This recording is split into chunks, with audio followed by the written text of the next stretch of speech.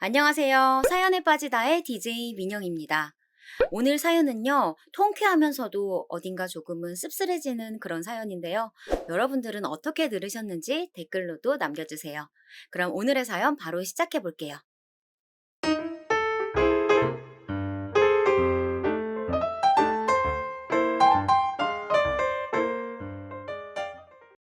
안녕하세요. 저는 30대 후반의 결혼 6년 차 워킹맘입니다. 최근에 시댁을 초토화시킨 커다란 사건이 있어 이렇게 사연을 쓰게 되었어요. 우선 저는 나름 베테랑이라 자부하는 15년 차 간호사입니다. 10년 전 지금 있는 병원으로 이직한 지 얼마 안 되어서 적응하기 바빠 누군가를 만날 시간조차 없었던 때에 남편이 작은 교통사고로 입원을 하게 되었고, 그때 남편을 처음 만나게 되었어요. 열정으로 가득했던 젊은 그 시절엔 하루에 4시간을 자며 쉴 새 없이 일하던 워커홀릭이었답니다. 빡빡한 스케줄 근무에 연애는 고사하고 밥 먹을 시간조차 쪼개가며 지냈었죠. 눈이 참 많이 내리던 겨울날 입원병동 야간 당직을 섰고, 남편이 깁스를 한 발로 목발을 집은 채로 다가와 수고가 많다며 따뜻한 캔커피를 건네주더라고요. 창가 앞에 놓인 작은 테이블의 첫 만남이었지만 우린 많은 이야기를 하였었고, 이후로 지루하던 나이트 근무가 계속 기다려지더라고요. 남편이 퇴원을 하던 때쯤 우린 정식으로 교제를 시작했었고, 그렇게 4년이란 연애 후 결혼에 골인을 하여 눈에 넣어도 안 아픈 제 딸을 얻게 되었답니다. 노산에 가까운 나이인지라 출산 후 몸을 회복하는 데는 시간이 꽤 걸렸었죠. 딸아이가 너무나 어려 손이 많이 가지만 워낙 일욕심이 많았던지라 아이가 돌이 지나자마자 복직을 생각했었어요. 그리고 남편에게 제 생각들을 얘기했죠. 그래, 당신이 원하는 대로 하자. 소연이는 베이비시터를 구하거나 엄마나 장모님한테 말씀드려 부탁해보지 뭐. 고마워, 여보. 항상 나를 존중해주는 남편 덕에 어린 딸아이의 걱정도 조금은 사그라드는 듯 했죠.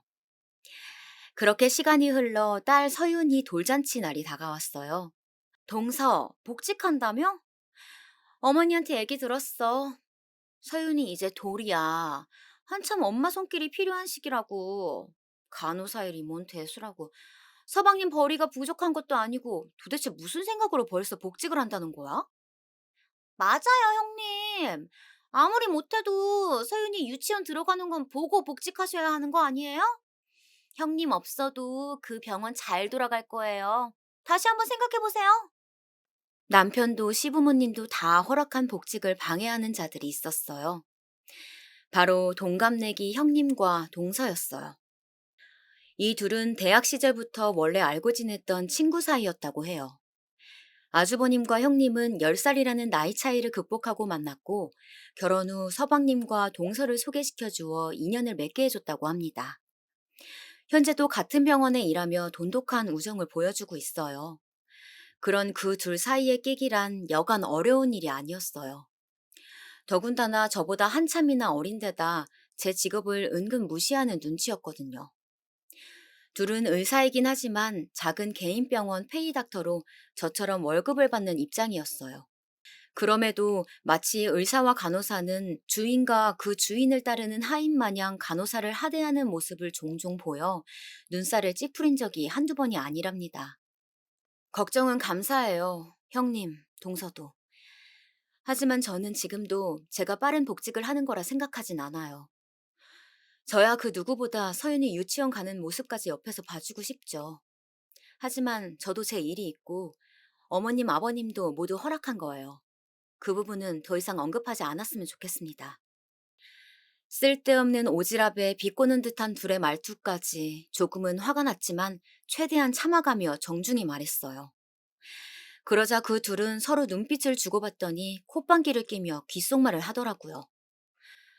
고작 의사 시다바리 주제에 무슨 대단한 일을 한다고 저러는지. 그러니까 누가 보면 병원장이라도 되는 줄 알겠어. 보이는 행동이 귓속말이지 목소리가 쩌렁쩌렁한 게 거의 다 들으라는 식으로 앞담이었어요.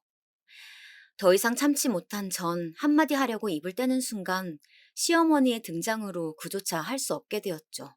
거기서들 뭐 하는 거니? 무슨 일 있는 거야? 시부모님은 아들만 셋인지라 저나 형님 동서를 마치 친딸처럼 예뻐하셨어요.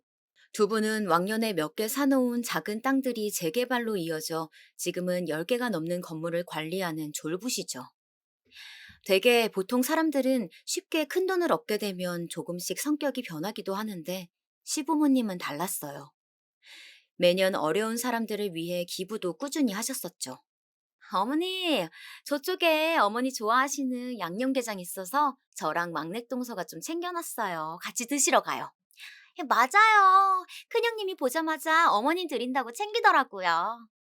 그리고 여우 같은 형님과 동서는 그런 시부모님에겐 저와는 너무나도 다른 이중적인 면모를 보여주었어요. 한 번은 서윤이가 태어나기 전 만삭의 몸으로 명절을 보낼 때였어요. 하필 형님은 그 명절에 오른손에 붕대를 감고 나타났고 동서는 고열로 인해 몸져 누웠다며 오지도 않았죠. 결국 낑낑대며 혼자 전을 부쳤고 옆에서 가만히 앉아 TV나 보던 형님은 어슬렁어슬렁 부엌으로 와 부쳐진 전을 간을 본다며 맛보더니 어머 동서 동태전은 너무 비리고 동그랑땡은 너무 싱겁다. 깻잎전은 좀 짠 것 같은데. 꼬지전은 또 왜 이렇게 야채들이 제각각이야? 단무지는 길고 버섯은 짧고 먹기 너무 불편한데? 요리 솜씨도 이런데 간호일은 잘하는 거 맞아? 이렇게 말하며 얄밉게 굴었었죠.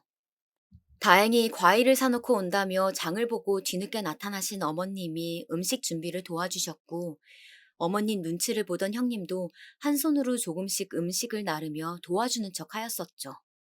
그때를 생각하면 말 한마디 제대로 대받아치지 못했던 제가 너무 후회스러워 아직도 우라통이 치밀어 올라요. 그로부터 며칠이 지나 시아버님의 생신을 앞두고 있었어요.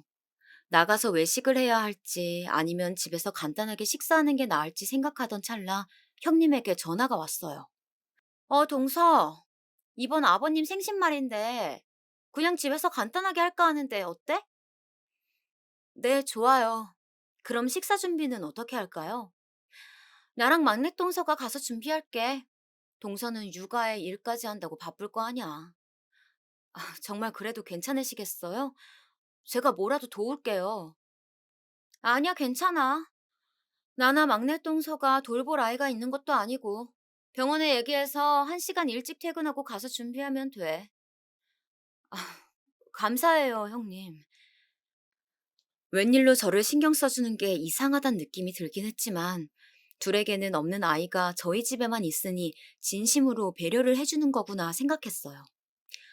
그게 큰 오산이라는 걸 늦지 않게 알 수 있었죠. 그렇게 아버님 생신날이 다가왔어요. 음식 준비는 도우지 못했으니 케이크라도 사가야지 하며 어른들도 드실 수 있을 만한 달지 않은 고구마 케이크를 하나 사들고 작은 선물과 함께 집으로 찾아가 벨을 누르는데 한참이 지나도 반응이 없었어요. 5분, 10분 시간이 흘러 남편이 결국 아버님에게 전화를 걸었어요. 아버지, 저희 집에 도착해서 계속 벨 눌렀는데 혹시 안 들리시는 거예요? 뭐, 집이라고? 우린 첫째가 밥 사준다고 해서 셋째랑 같이 나왔지. 첫째 아가, 너 둘째한테 얘기했다 하지 않았니? 당신 혹시 형수한테 얘기 들은 거 있어? 형네가 밥 사준다고 나가서 드시고 계신다는데? 뭐? 분명 나한텐 집에서 간단하게 하자고 했었어. 식사 준비는 형님하고 동서가 한다고 해서 일부러 케이크 사들고 온 건데.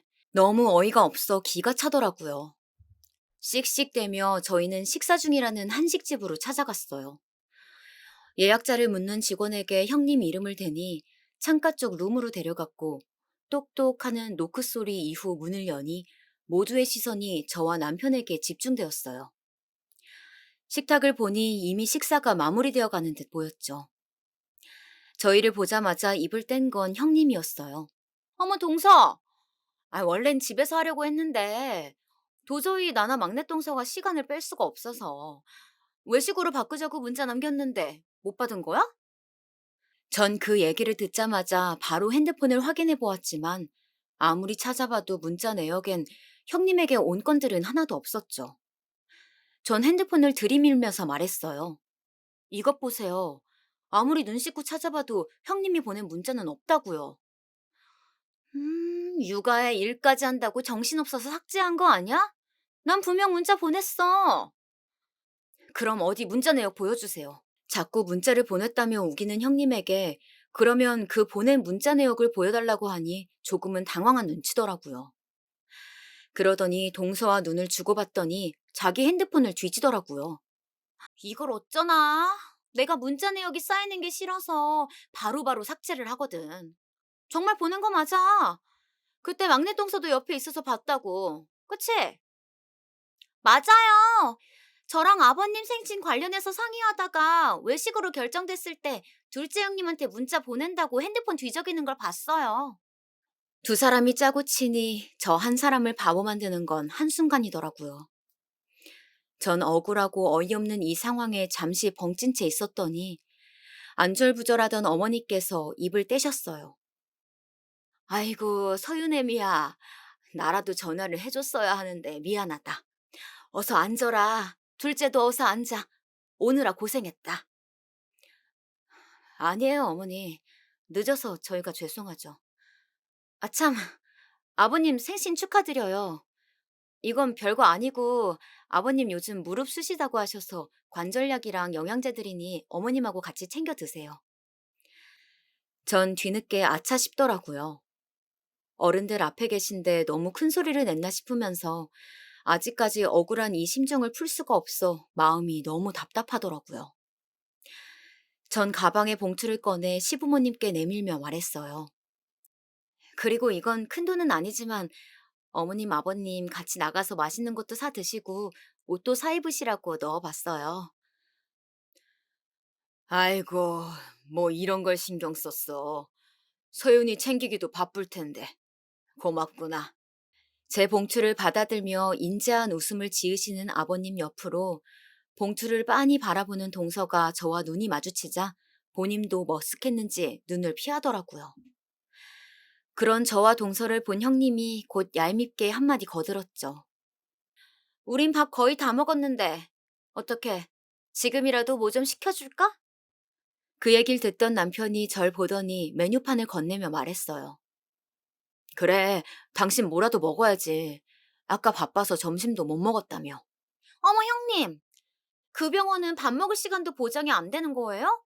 음, 역시 대학병원이라고 해서 좋은 건 없네요. 남편의 얘기를 듣자마자 또 이때다 싶었는지 뺀질대는 동서의 입을 한 대 치고 싶었지만 휘어지지 않는 입꼬리를 겨우 올려대며 말했어요. 밥 먹을 시간이야 당연히 보장되는데 내가 속이 안 좋아서 그냥 건너뛴 거야. 제 얘기를 들은 어머님은 걱정되는 말투로 물었어요. 서윤애미, 속은 왜 안 좋은 게야? 잘 챙겨 먹고 다녀야지. 괜찮아요. 별거 아니에요, 어머님. 걱정해 주셔서 감사해요. 그럼 저희 케이크 불까요? 제 말에 남편이 상자에 케이크를 꺼내어 초를 꽂았고 저희 모두 축하 노래를 불렀어요. 수줍게 볼을 밝히던 아버님은 모두들 고맙다며 초를 불었고 저흰 박수를 친 뒤 케이크를 잘라 접시에 옮겼어요. 접시에 옮기는 건 제가 했는데 동서가 재빠르게 옮겨진 두 접시를 낚아채더니 시부모님에게 주면서 비아냥대며 얄미운 아량을 부리더라고요. 어머님, 아버님, 고구마 케이크 먹다 보면 좀 물려서 입맛에 맞을진 모르겠지만 맛있게 드세요. 그러자 시부모님은 저와 동서를 번갈아 보았고 곧 아버님이 인자한 웃음을 지으시며 말했어요. 고구마 케이크 달지 않아 우리가 먹기엔 제일이지. 잘 먹을게 둘째 아가. 고맙다. 나도 고구마 케이크를 제일 좋아한다. 잘 먹을게 아가. 뒤이어 어머님마저 좋게 말씀해 주시니 괜히 저의 어깨가 으쓱해지더라고요. 전 동서를 의기양양한 표정으로 쳐다보았고 동서는 저의 눈빛을 받았는지 저와 눈을 한번 마주치곤 곧바로 눈을 피하더라고요. 이제 와서 생각해보니 시부모님의 따뜻한 배려가 저를 더욱 힘나게 해주었다는 것을 다시 한번 느끼게 되네요. 그나저나 동서는 속이 왜 안 좋았던 거야? 지금 케이크도 잘 못 먹는 것 같네? 간호사란 사람이 본인 몸 하나 간수 못해서 다른 사람을 간호해줄 수야 있겠어? 아무리 간호사라고 해도 아침에 먹은 게 부대끼면 속이 좀 안 좋아질 수도 있고, 고작 이런 문제로 다른 사람 간호하는 게 문제될 일은 전혀 없을 것 같은데요. 아침부터 뭐 얼마나 거하게 먹었길래 속이 부대껴? 이거 어머님, 아버님 영양제 드릴 게 아니라 동서야말로 유산균 좀 챙겨 먹어야겠네. 서연이 이유식한다고 만든 게 양이 많아서 남은 잔반 좀 같이 먹다 보니 그렇게 됐어요. 유산균은 꾸준히 챙겨 먹고 있고요. 걱정 감사해요, 형님. 제가 조금이라도 어깨 피고 있는 걸 보지 못하는 형님은 아까 전 했던 말들을 괜히 꺼내며 걱정하는 듯 비꼬아가며 묻기 시작했고, 전 질문에 지지 않고 받아치며 마지막 형님이라는 단어에 악센트를 조금 더 세게 말하니 그제서야 형님의 입이 다물어졌어요. 아 참, 그래 서윤이는 어떻게 하고 온 거니? 장모님이 봐주고 계세요. 딸아이 이름을 듣고 아차했는지 뒤이어 묻는 어머님의 질문에 남편이 케이크를 다 먹고 포크를 내려놓으며 대답했어요. 아이고, 사드니 고생이 많으시네. 다 늙어 어린아이 보기 힘들 텐데. 괜찮아요, 어머님. 평소엔 베이비시터가 보는데 아버님 생신이라니까 엄마께서 먼저 서윤이 봐줄 테니 데려오라고 하신 거예요. 그리고 아버님 생신 축하드린다는 말도 대신 전해드리라고 하셨어요. 허허, 사돈에게 고맙다고 전해주고 다음엔 우리 집에 서윤이 데리고 오거라. 우리도 봐주마. 네, 그럴게요, 아버님. 호탕하게 웃으며 말하는 아버님에게 방긋 웃으며 대답하였고, 그걸 본 형님이 또 태클을 걸기 시작했어요. 동서, 설마 서윤이를 베이비시터한테 맡기는 거야? 요즘 세상이 어떤 세상인데. 베이비시터가 나쁜 짓이라도 하고 그러면 어떡하려고 그런 대담한 짓을 해? 나라에서 지원해주는 아이 돌봄 서비스로 검열된 시터들만 면접 보고 꼼꼼하게 뽑는 거라 믿을만 해요. 집에 맘카드 설치해서 저랑 서윤 아빠가 종종 보고 있고요. 나라에서 지원해준다고? 그건 서방님 벌이가 좋아서 지원 못 받는 거 아니야? 네. 아무래도 소득 기준은 초과라 비용은 전액 저희가 부담하고 있어요. 뭐, 그렇게도 된다니 다행이네. 침착히 하나하나 설명해주는 제 모습에 더 이상 할 말이 없었는지 여전히 비꼬는 듯한 어투로 말하는 형님을 보던 아버님이 단골 질문을 어김없이 던졌어요. 첫째 아가, 그래서 너는 언제 손주 소식 들려줄 거니? 셋째도 이제 결혼한 지 4년 넘지 않았어? 에이, 아버지, 요즘 딩크족이라고 아이 없이 사는 부부들 많아요. 아버님의 허를 찌르는 질문에 입맛이 가셨는지 형님은 케이크 조금 남은 접시 위에 탁 소리나게 포크를 내려놓았고 그런 형님 태도에 눈치를 보던 아주버님이 급하게 대답했어요. 요즘 세상이고 뭐고 난 그런 거 모르겠고 아이가 있어야 비로소 가정이 이루어지는 게야. 너희도 너무 늦지 않게 소식 들려주도록 하거라. 이도 참, 밥 맛있게 먹으러 와서 잔소리는 그만합시다. 어머님의 제지로 아버님의 헛기침을 마지막으로 짧은 침묵이 오갔고 형님과 동서는 노력해보겠다며 되도 않는 억지 웃음을 지으며 시아버님의 생신은 파했습니다. 뭐 하나라도 꼬투리 잡으려 안달이 난 형님과 동서를 상대하고 나니 온 진이 다 빠져 몸살이 날 것 같았어요. 아니나 다를까 다음 날 아침 고열로 인해 몸져 눕는 심세가 되었답니다. 남편에게 얘기를 들은 건지 어머님이 찾아와 병간호를 해주셨어요. 아이고, 얼굴 헬스케진 것 봐. 어제도 제대로 된 식사 한 번을 못 하더니 아주 뼈밖에 없구나. 일단 죽이라도 먹자. 맑은 흰죽을 뜨거울까봐 후 불어가며 떠먹여주시는 어머님에게 전 연신 감사하단 말만 남겼어요. 그렇게 죽을 모두 비우고 얼음이 담긴 주머니를 이마에 올려주신 어머님이 몸이 너무 약해진 것 같다며 아버님께 말해 한약이라도 쥐어주신다는 걸 두 손을 저어가며 괜찮다고 말렸지만 결국 어머님은 아버님에게 전화를 하러 가셨고 그로부터 몇 시간 후 열이 떨어진 것을 본 어머님은 집으로 돌아가셨어요. 그렇게 또 시간이 지나 퇴근 시간쯤 누군가 배를 눌러 어머님이 뭘 두고 가셨나 봤더니 형님과 동서더라고요. 어쩐 일인가 하여 문을 열어주니 팔짱을 낀 채 삐딱한 표정으로 절 보고 있더라고요. 어머, 형님, 동서, 여긴 무슨 일로 오셨어요? 인연 보세? 손님이 왔으면 먼저 안으로 들어오라고 하는 게 예의 아닌가? 순간 전 제가 뭔가 잘못 들은 건가 했어요. 다짜고짜 찾아와 욕짓거리라니. 전 어이가 없었지만 일단은 안으로 들어오라고 하였고 제 말이 끝나기도 전에 제 어깨를 밀치며 안으로 들어오던 둘은 겉옷과 가방을 소파에 벗어던지며 다리를 꼬고 앉아 저를 위아래로 훑어보더라고요. 아프단 사람이 참 멀쩡해 보이네. 이거 꾀병 부린 거 아니야? 좀 누워서 쉬었더니 열이 좀 내려간 거예요. 그나저나 어쩐 일로 오신 거예요? 아버님이 큰형님한테 형님 아프니까 한약 좀 지어서 갖다 바치랍디다. 도대체 아버님하고 어머님을 어떻게 구워 삶았길래 저렇게 형님한테 쩔쩔매는 거예요? 제 물음에 동서가 커다란 등치에 걸맞는 큰 소리로 대답했고, 전 그제서야 이 상황이 조금은 이해가 가더라고요. 분명 엄살 부리면서 불쌍한 척 해댔겠지. 이 여우 같은 년. 우리가 무슨 이 심부름꾼인 줄 아니? 서윤이 방에서 자고 있어요. 목소리 줄이세요. 그리고 전 한약 괜찮다고 극구 사양했고 그걸 형님한테 시킬 거라고는 생각도 못 했다고요. 그러니 여운이 뭐니 전 그런 욕 들을 이유 없습니다. 용건 끝나셨으면 나가주세요.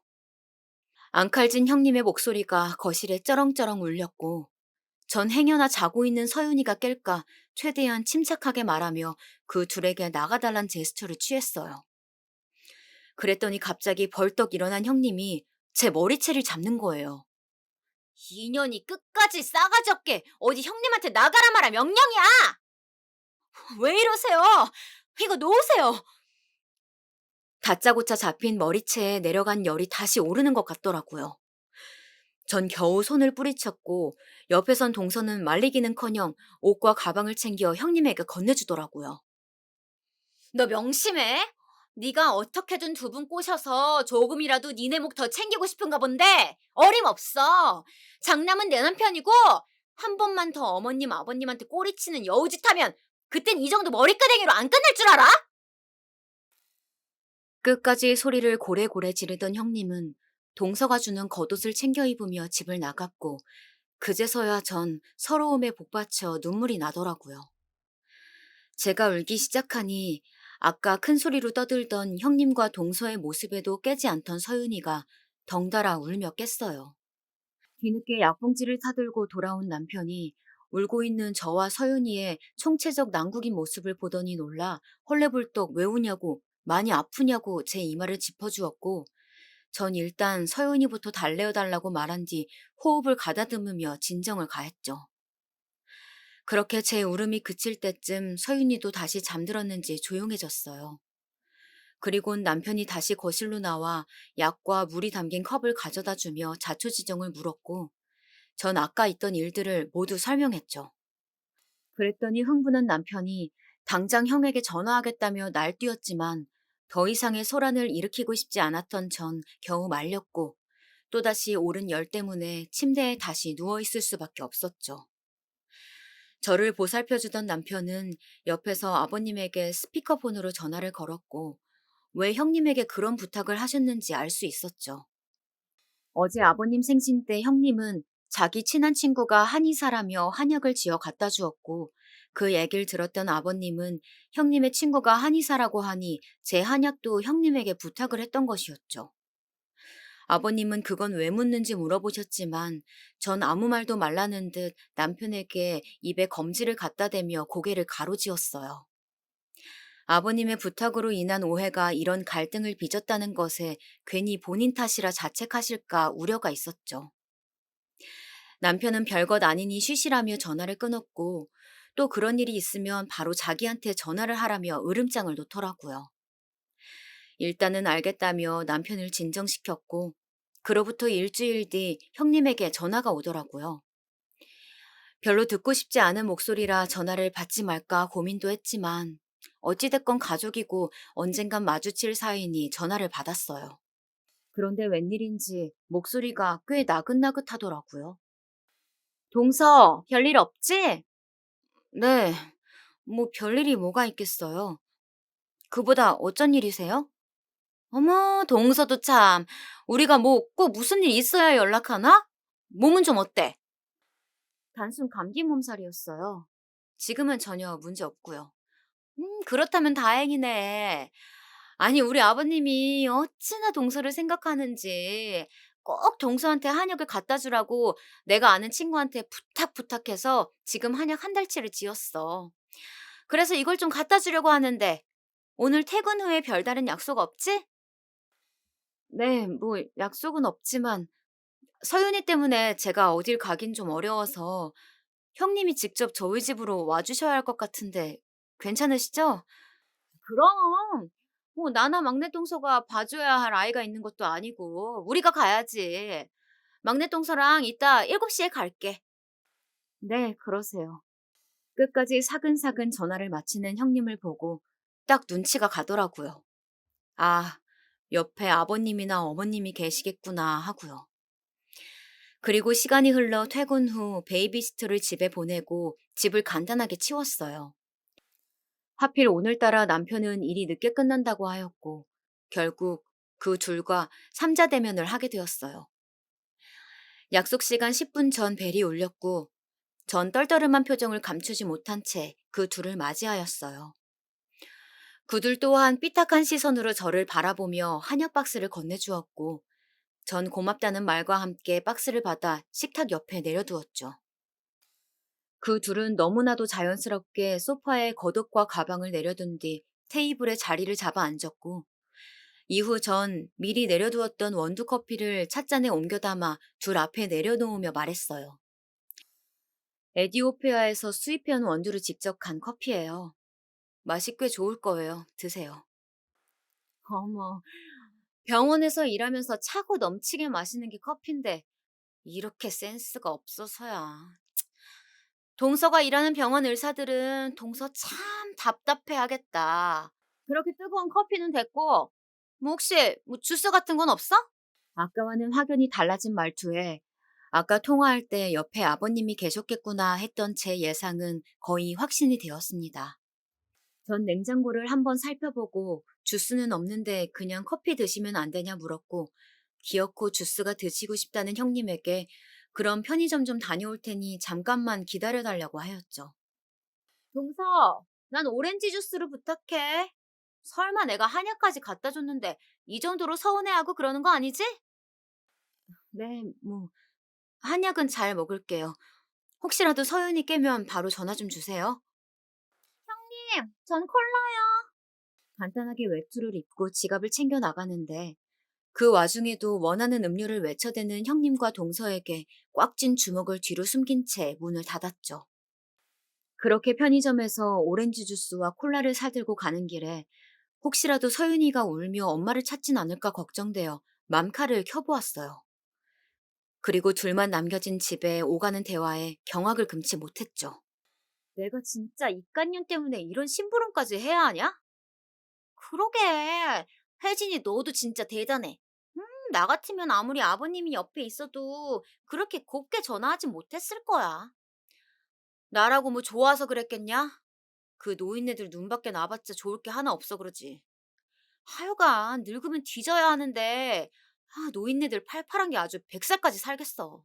야, 넌 무슨 그런 끔찍한 소리라냐? 생각만 해도 지긋지긋하다. 잠깐 들은 대화임에도 손발이 덜덜 떨리더라고요. 전 애써 마음을 침착하게 다잡으며 어플을 종료하였고 집으로 돌아갔습니다. 엘리베이터에 내려서 현관까지 걸어가는데 뭐가 그리 즐거운지 웃음소리가 복도를 다 울리더라고요.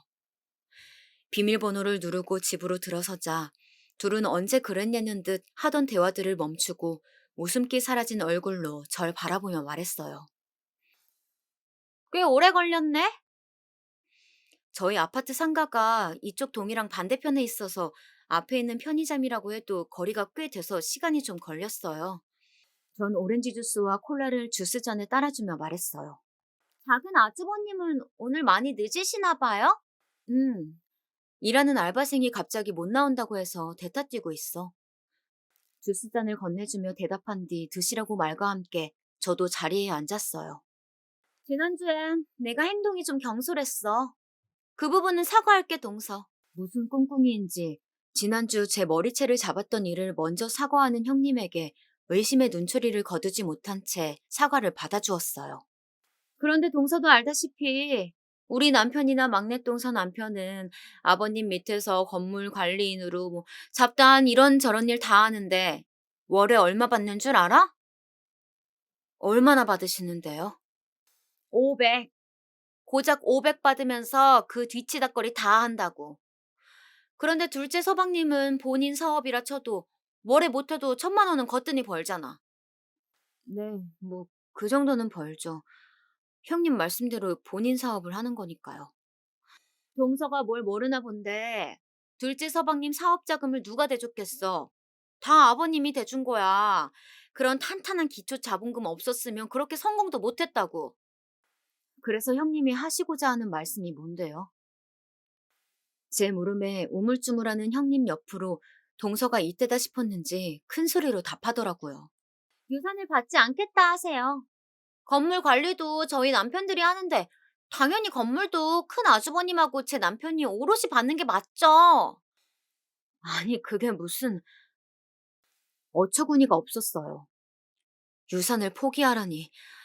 이 둘의 검은 속내가 뻔히 보여 슬슬 진절머리가 나더라고요.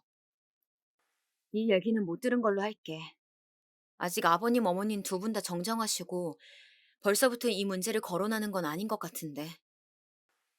그럼 아버님이 동서 이뻐하니까 우리 남편들 월급 조금이라도 올려주라고 얘기 좀 해주라. 제 말이 끝나자마자 기다렸다는 듯이 말하는 형님. 이건 또 무슨 소린지 더 이상 이 둘의 얘기를 들으면 안 되겠다 싶었죠. 그런 얘기는 제3자인 제가 드리는 것보다 형님이랑 동서가 하는 게 맞다고 보는데요. 이 얘기 또한 못 들은 걸로 할게요. 한약은 정말 고마워요. 잘 받았다고 저도 아버님께 말씀드리죠. 용건 끝나셨으면 돌아가 보세요. 저녁 시간대 지났는데 집 가서 아주버님하고 서방님 기다리시겠어요. 제 얘기를 들은 그 둘은 시계를 보더니 시간이 벌써 이렇게 됐냐며 불이 나게 짐을 챙기고 집으로 갔어요. 그리고 곧이어 남편이 돌아왔고 아까 제가 편의점 다녀올 동안 둘이 대화하던 녹음본을 같이 보았죠. 다행히도 저희 집 맘카는 안방을 빼곤 모두 자동 녹화되게끔 설정을 해둔 터라 제가 들은 그 짧은 대화를 제외하고 전과 후 그 둘의 대화를 긴밀히 살필 수가 있었어요. 아까 들었냐? 에디오피아 어쩌고 하면서 또 유식한 척 고상한 척 하는 거. 응, 완전 재수없어. 아, 근데 여긴 저번에 왔을 때도 느꼈는데 집이 좀 큰 것 같지 않아? 이 정도 평수면 한 50평은 되려나? 50평 훨씬 넘지. 난 아직 30평인데. 나도 그래. 근데 우리 집은 평수가 훨 작은데도 이것보다 더러운데. 여긴 집도 넓은데 청소는 잘 돼 있네. 청소하는 도우미 아줌마 쓰나 보지. 간호일 하면서 어떻게 집안 청소까지 이렇게 깨끗하게 하겠어. 하긴 둘째 아주버님 버리면 도우미 하나 쓸만하다. 그치? 나 같아도 쓰겠어. 네 남편이나 우리 남편은 생긴 것도 제일 학급이면서 벌이도 변변찮고 잘못 잡은 것 같다. 둘째 서방님이 삼형제 중에선 제일 인물도 괜찮고 여러 방면으로 다 좋은데 하필 이런 늙은 여우가 물어가선. 맞아. 아우 나 진짜 아버님 건물만 아니었으면 당장 이혼했어. 아니 애초에 결혼도 안 했겠지. 이 인간 매일같이 코 골고 먹는 건 왜 또 그렇게 돼지같이 먹는지. 한 공간에 있기만 해도 닭살 돋는다니까? 그러게. 내 남편은 딱 사오정에 네 남편은 딱 저팔계네. 이런 이야기를 하며 서로 키득키득 웃는 두 형님과 동서. 남편은 옆에서 보더니 주먹을 꽉 쥔 채 부들부들 떨더라고요. 그걸 본 전 잠시 영상을 일시정지했어요. 저 두 인간 살고 있는 그 30평대 아파트 우리 아버지가 형하고 동생 결혼할 때 해준 거야. 우리는 손 하나 안 벌리고 둘이 아껴감을 모은 걸로 20평대에서 옮긴 건데 그런 것도 모르고. 나는 알지, 여보. 허영심만 가득 찬 저 둘이 그런 것까지 알겠어. 전 떨고 있는 남편의 두 손을 꽉 붙잡아 주었고 영상을 다시 재생했어요. 아, 진짜 너무 웃겨. 근데 저 한약은 얼마 줬어? 저거 내가 버리는 약재들로 구색만 맞춰달라고 해서 얼마 안 줬어. 내가 진짜 입간염 때문에 이런 심부름까지 해야 되냐? 그러게, 혜진이 너도 진짜 대단해. 나 같았으면 아무리 아버님이 옆에 있어도 그렇게 곱게 전화하진 못했을 거야. 나라도 뭐 좋아서 그랬겠냐? 그 노인네들 눈밖에 나봤자 좋을 게 없어서 그렇지. 하여간 늙으면 뒤져야 하는데 노인네들 팔팔한 게 아주 100살까지 살겠어. 야, 너 무슨 그런 끔찍한 소리를 냐 생각만 해도 지긋지긋하다. 곧이어 제가 아까 봤던 그 대화 내용도 나오더라고요.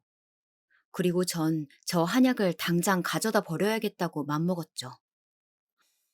그나저나 저번에 내가 머리채 잡고 지랄한 거 혹시 노인네들한테 떠벌리진 않았겠지? 말했다면 진즉에 우리 불려가서 뭐라 했을 것 같은데 잠잠한 거 보니까 아직 안 한 것 같은데? 야, 우리 이따 얘 오면 제안 하나 할까? 제안? 무슨 제안? 유산 포기하라고.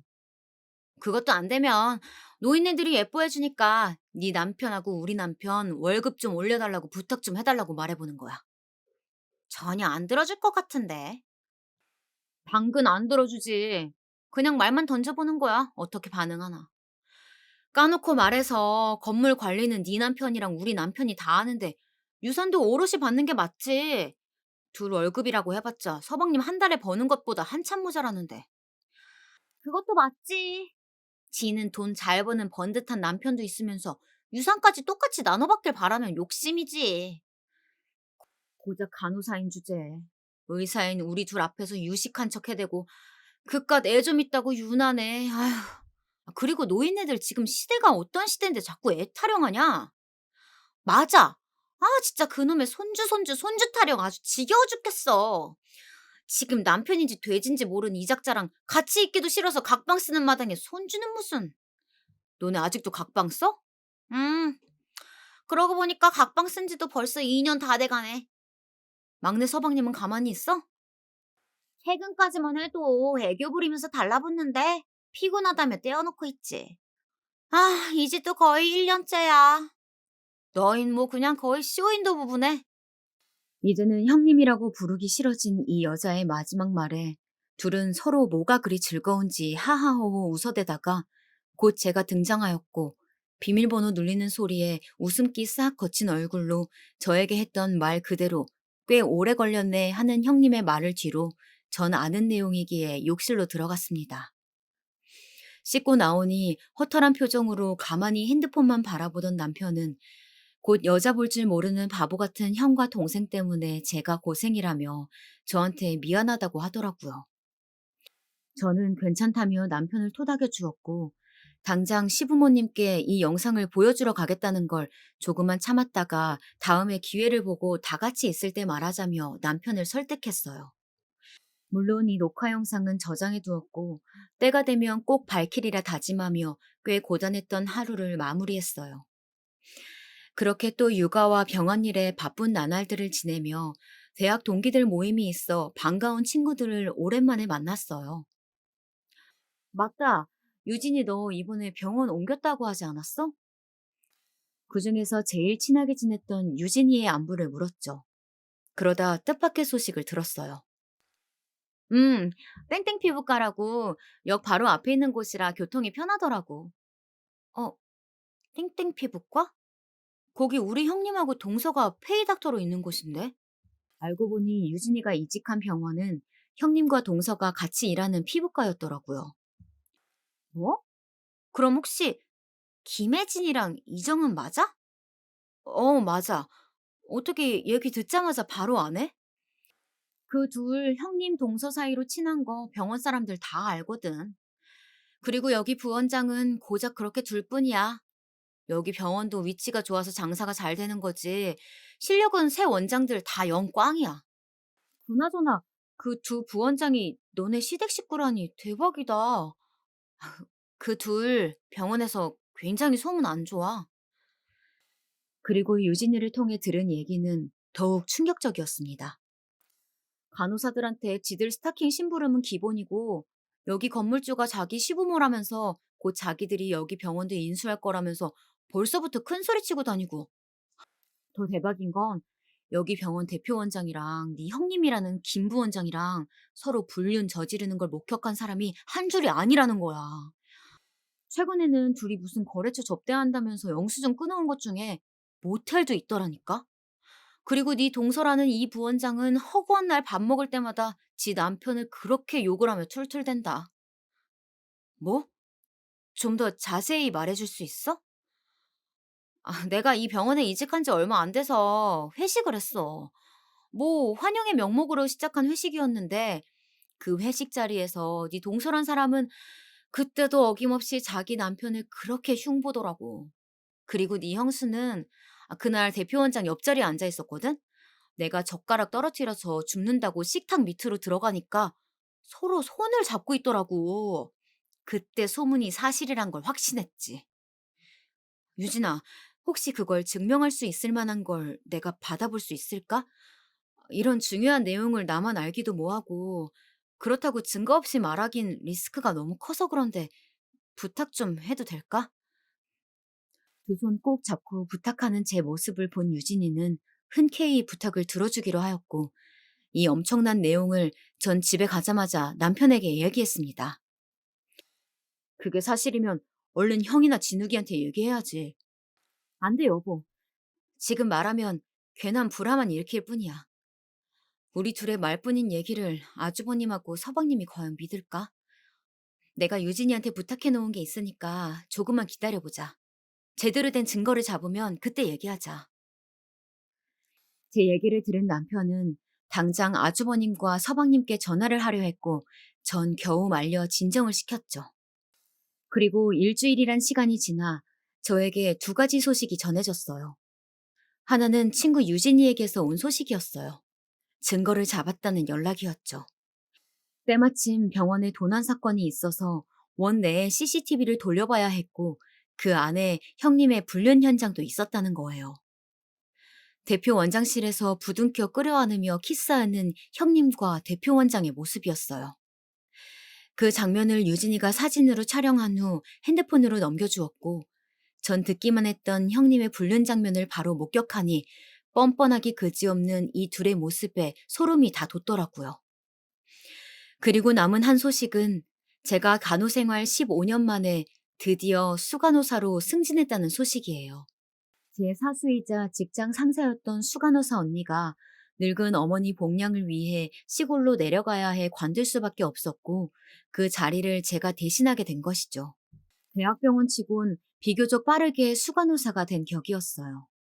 저는 이 승진 소식을 제일 먼저 남편에게 알려주었고 저보다도 더 기뻐해주며 퇴근길에 제가 좋아하는 케이크와 와인을 사올 테니 일을 마치자마자 집으로 늦지 않게 들어오라며 축하해 주었죠.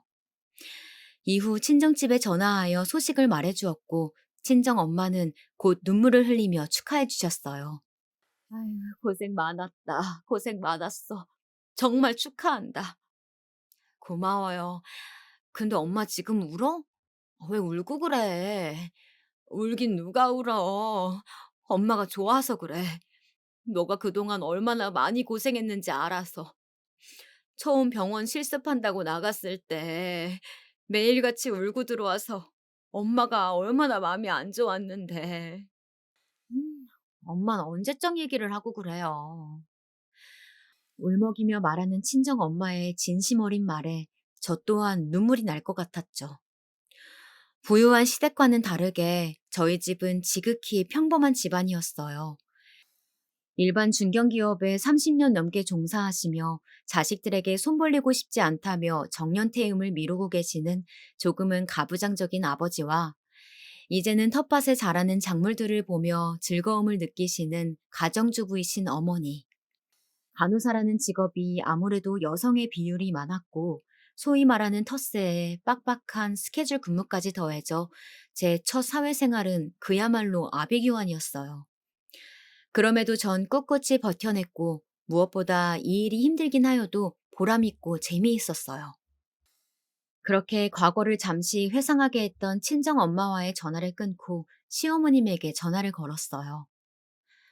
어머님, 건강 잘 챙기며 지내고 계시죠? 그럼 우리 둘째 아가 덕분에 잘 지내고 있지. 서윤 애미도 서윤이도 서윤 애비도 다 잘 지내지? 네, 그럼요, 어머님. 다름이 아니고 제가 이번에 병원에서 수간호사로 승진을 하게 됐어요. 아이고, 우리 서윤 애미가 아주 대견한 일을 했구나. 승진이라니 정말 축하한다, 아가. 감사해요, 어머님. 그래서 말인데, 제가 이번에 한우 잘하는 제보를 모셔서 한 끼 제대로 대접해드리고 싶은데, 시간 언제가 괜찮으세요? 에이, 얘는 한우는 무슨, 우리는 괜찮다. 그 돈으로 너희들 맛있는 거 하나라도 더 사 먹어라. 아니에요, 어머님. 제가 진심으로 대접해드리고 싶어서 그래요. 저 이번에 승진 보너스도 나와요. 아이고, 그래. 그럼 너희 시아버지랑 상의해서 시간 말해주마. 다시 한번 축하한다. 우스갯소리로 보너스 얘기를 하니 하하하 웃으며 호탕하게 웃으시던 어머님이 곧이어 대답하셨고 전 고맙다는 말을 끝으로 전화를 끊었어요. 이후 퇴근 시간이 되었고 집에 가니 촛불로 된 길이 있더라고요. 그 길을 따라가니 케이크와 꽃다발을 들고 있는 남편이 있었고 전 너무 감동한 나머지 그 자리에서 엉엉 울고 말았답니다. 프로포즈 때 이후로 처음 받아보는 이벤트에 전 연신 고맙단 말을 아끼지 않았고 그런 저를 남편이 꼭 안아주었죠. 도저히 이 분위기에선 형님의 불륜 현장 사진을 보여주는 건 어렵겠다 싶어 전 남편에게 그날은 그 사진을 공개하지 못했어요. 그렇게 그 사진이 잊혀갈 때쯤이었어요. 어머님에게 기다리던 연락이 왔어요. 이번 주 일요일 저녁에 시간이 어떠냐는 물음에 흔쾌히 알겠다 하였고 형님과 동선에도 오는데 괜찮냐는 질문에 기꺼이 괜찮다고 축하하는 자리에 더 많이 온다면 오히려 좋다고 대답했죠. 그리고 약속한 일요일 저녁 예약자인 제 이름을 말하자 작은 룸으로 안내해 주었고 미리 주문도 해놓았던 터라 자리에 앉자마자 고기를 먹을 수 있게 준비가 다 되어 있었어요. 투 플러스 한우만 고집한다는 소문난 한우집의 메뉴판 속 가격을 보더니 어머님이 놀래며 말씀하셨어요. 둘째 아가, 이거 가격이 너무 센 거 아니야? 우린 그냥 소고기집을 가도 되는데. 아니에요, 어머님. 여기 맛집이라고 TV에도 나오고 꽤 소문난 곳이에요. 맛있게 드세요. 아버님도요? 그래, 고맙다. 잘 먹으마. 나도 아는 양반이 의료계 종사해서 물었더니 거 대학병원에서 수간호사 되려면 20년은 있어야 한다더라. 아주 대단하다, 둘째 아가. 승진 정말 축하한다. 제 어깨를 토닥이며 축하한단 말을 아끼지 않는 아버님에게 고맙다며 고개를 숙였고 그 옆으로 형님과 동서의 대화가 들리기 시작했어요. 어머, 수간호사가 뭐라고 생쇼야? 그러게요. 누가 보면 병원 개업이라도 한 줄 알겠어요. 그니까 의사 시다발이 중 대빵인 거잖아. 한유 중에 제일 가는 한유면 뭐해. 그래봤자 한유인데. 잠잠한가 했더니 역시나 비아냥거리며 저를 무시하는 형님과 동서였죠. 심지어 간호사를 하녀와 같은 취급을 하면서 말이죠. 그 전이었다면 어른들 앞이니 참자. 그래 걔는 지져라 하면서 무시하고 넘겼을지 모를 일이지만 그 둘의 실체를 너무나도 많이 알게 된 지금은 그냥 넘어갈 수가 없더라고요. 형님, 그리고 동서, 저는 지금껏 두 분이 저를 그렇게 무시하시길래 얼마나 행실이 올바른가 했더니 오히려 개차반이던데요? 뭐? 무슨 헛소리야, 동서. 지금 말 다 했어? 그래요, 형님. 큰형님하고 제가 뭘 어쨌길래 개차반이라는 소리를 하세요? 아직까지도 뻔뻔하게 큰 소리를 내는 둘의 모습에 전 핸드폰을 꺼내들어 전에 맘카로 녹화해둔 영상을 틀어 보여주었어요. 어머님, 아버님, 축하해주시는 이 좋은 자리에 이런 소란을 끼쳐드려 죄송합니다만, 이걸 다 듣고 보았음에도 모른 척하고 넘어갈 수가 없어서요. 응? 그게 뭔데 그래? 괜찮으니 틀어봐라. 제가 의미심장한 말을 남기며 핸드폰 영상을 들이밀자 궁금하셨던지 아버님이 대답해 주셨고, 전 맘 굳게 다잡고 보시라는 말을 끝으로 동영상을 재생했어요. 그리고 영상이 나오자마자 형님과 동서는 사색이 된 채 영상이 재생되고 있음에도 저에게 소리치며 말했죠. 동서, 이게 무슨 개수작이야? 지금 우리 몰래 촬영한 거야? 몰래 촬영이라뇨, 형님. 맘카라고 서윤이 때문에 제가 집안에 설치해둔 게 있다고 아버님 생신 때 분명 말씀드렸는데요. 맘카인지 뭔지 그게 도대체 뭔데? 애도 없는데 우리가 그런 걸 어떻게 알겠어? 맘카는 집에 있는 CCTV 같은 거예요. 실시간 녹화되는 거고요. 본래 목적은 아이를 지켜보기 위함인데 이런 식으로 쓰일 줄은 저도 몰랐네요. 전 다른 분들이 혹여라도 놓치는 장면이 조금이라도 있을까 시끄럽게 소리치는 형님의 말에 대답하면서 영상을 잠시 정지했어요. 당신 조용히 못해? 재수씨, 어서 영상 마저 틀어보세요. 전 아주버님에게 고개를 끄덕이며 영상을 다시 재생하였고, 어머님과 아버님은 본인들의 뒷담화가 나오자 허업하며 숨을 들이키신 후 아이고 아이고 하며 무릎을 치며 우셨어요. 아니야, 이거 아니야 여보. 어머님 아버님, 이거 아니에요. 이게 아니면 도대체 뭐가 맞는 건데. 각방 쓰자면서 나를 피할 때부터 알아봤어야 했는데 넌 나를 사랑한 게 아니야. 우리 집 돈을 사랑한 거였어. 그제서야 사태 파악이 된 건지 잠시 멍 때리던 동서는 뒤늦게 제 핸드폰을 빼앗으려고 하였지만 제 남편이 그걸 막아섰죠. 그리고 이어진 서방님의 말에 동서는 울며 용서해달라고 빌었고 서방님은 조용히 하라며 동서를 밀쳤어요. 그리곤 바닥에 널브러진 채 자포자기한 얼굴로 울던 동서는 형님을 손가락질하며 소리쳤어요. 이 일꾼인 거 다 인연이라고. 난 그냥 따랐을 뿐이야. 더 약은 건 바로 얘라고. 너 진짜 조용히 못해? 이후 서방님은 동서가 더 이상 말을 잇지 못하도록 입을 큰 손바닥으로 막았고 형님은 아주버님에게 계속 아니라며 자기가 함정에 빠졌다는 말만 되풀이했죠. 어느덧 영상은 형님과 동서가 저희 집을 나서는 것까지 모두 재생이 되었고 전 다시 핸드폰을 가져와 하나의 사진을 찾아 아주버님 앞으로 보여주었어요. 바로 형님의 불륜 현장이었죠. 아주버님은 떨리는 몸을 주체하지 못한 채 형님에게 따귀를 날리셨고 그렇게 제 승진 축하 자리는 풍비박산되었답니다. 자세한 얘기를 이후 남편에게 들어보니 형님과 동서는 결혼 전부터 건물주 아들인 걸 알고 계획적으로 아주버님과 서방님에게 접근하였고 유산을 건네받으면 본인들 이름으로 건물 몇 채 돌리고 이혼하려는 목적이었다고 해요. 꼬리가 길면 밟힌다는 말이 있죠. 형님과 동서의 선 넘은 욕심과 허영심은 본인들을 파멸의 길로 인도하는 헛된 것들이었죠. 그 이후로 형님과 동서는 위자료와 재산 분할 하나 없이 이혼당했다고 합니다. 형님과 동서 사이도 멀어질 대로 멀어져 이제는 서로 보기만 하면 물어뜯는 앙숙이 되었다고 해요. 그리고 불륜남녀로 소문나버린 대표 원장과 형님은 의사협회에서도 왕따를 당했고 병원도 문을 닫았다고 합니다.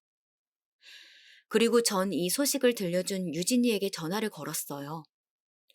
유진아, 나 때문에 실업자 돼서 어떡해? 미안하고 고맙네. 괜찮아. 그런 불륜이 난무하는 더러운 병원에선 나도 일하고 싶지 않았어. 그리고 나도 이참에 좀 쉬면서 애들 좀 보려고. 워킹맘 이거 여간 힘든 게 아니잖냐. 유진이의 마지막 말이 와닿더라고요. 대한민국에서 워킹맘으로 살아간다는 건 아직까지 꽤 힘든 일인 것 같습니다. 회사 눈치 보랴, 아이 눈치 보랴, 집안일 하랴. 이런 힘든 환경 속에서도 아이를 위해, 가정을 위해 일하시는 이 시대의 대한민국 워킹맘들 모두 힘내시고요. 이후로 저에겐 시댁에 스트레스 주던 둘이 사라져서인지 곧 평화가 찾아왔어요. 모든 일이 밝혀지던 그 일이 있고 이후 며칠이 지나 둘째 임신 소식을 들었고 이 소식은 모두에게 지금까지 일들을 씻어줄 만한 힘을 가져다 주었답니다. 남편은 물론이고 시어머님은 그런 저를 얼싸안은 채 고맙다고 오셨고 시아버님도 저의 어깨를 두드리며 둘째 아가가 우리 집의 복덩이라며 축하한다고 고맙다고 말을 아끼지 않으셨어요. 혹시라도 이 일로 저를 원망하진 않을까 걱정도 되었던 아주버님과 서방님은 되려 저에게 그런 사기 결혼을 더 늦지 않게 멈출 수 있도록 도와주어서 고맙다 하셨고, 저도 괜한 걱정을 하였다는 걸 뒤늦게 깨달았답니다. 그렇게 시댁도 조금씩 웃음을 되찾아갔답니다. 그럼 지금까지 저의 긴 얘기를 들어주셔서 감사합니다.